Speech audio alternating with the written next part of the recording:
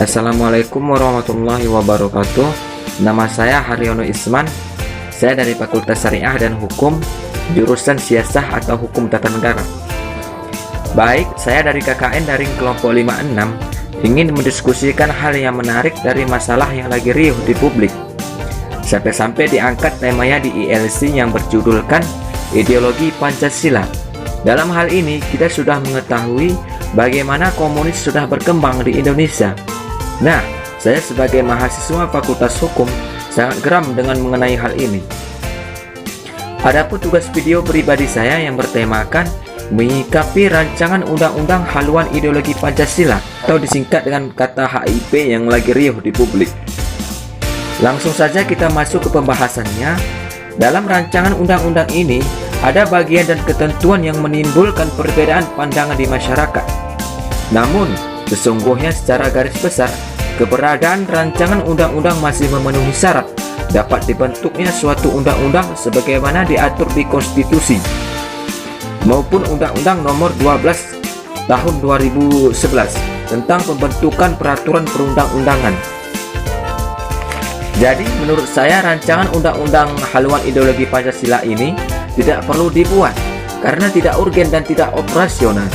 Di mana titik rawan rancangan undang-undang haluan ideologi Pancasila menurut saya justru menempatkan Pancasila menjadi ke bawah dalam sumber hukum. Pancasila adalah sumber dari segala hukum, bahkan lebih tinggi dari undang-undang. Ketika ia diturunkan menjadi sebuah undang-undang, menjadi tidak tepat, karena Pancasila dimaknai ulang untuk bisa menjadi undang-undang dan juga ditempatkan seakan-akan di bawah. Juga dari segi perpanjangan peraturan rancangan undang-undang haluan ideologi Pancasila ini juga menjadi tidak lazim, karena yang namanya undang-undang biasanya normanya berisi norma pengatur perilaku dan kelembagaan.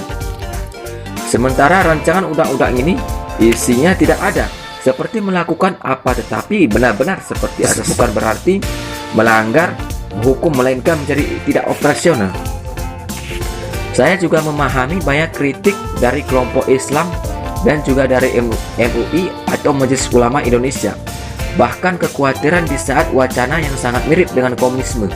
Menurut saya isinya bukan soal komunisme dan bukan membuka peluang komunisme. Gagasan pemerataan pembangunan dan demokrasi menjadi Pancasila bukanlah ajaran komunisme.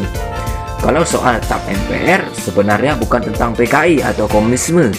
Jadi secara rancangan undang-undang haluan ideologi Pancasila ini tidak perlu muatannya kalau nanti negosiasi politik itu dimasukkan sah-sah saja, tetapi jadinya tidak lazim.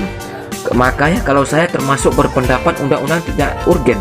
Lebih baik konsentrasi hal-hal yang lebih urgen dan biarkan Pancasila tetap menjadi sumber dari segala hukum. Jangan diadu domba, jangan digugat ataupun dibuat rancangan undang-undang seperti ini. Saya tidak setuju sebagai mahasiswa.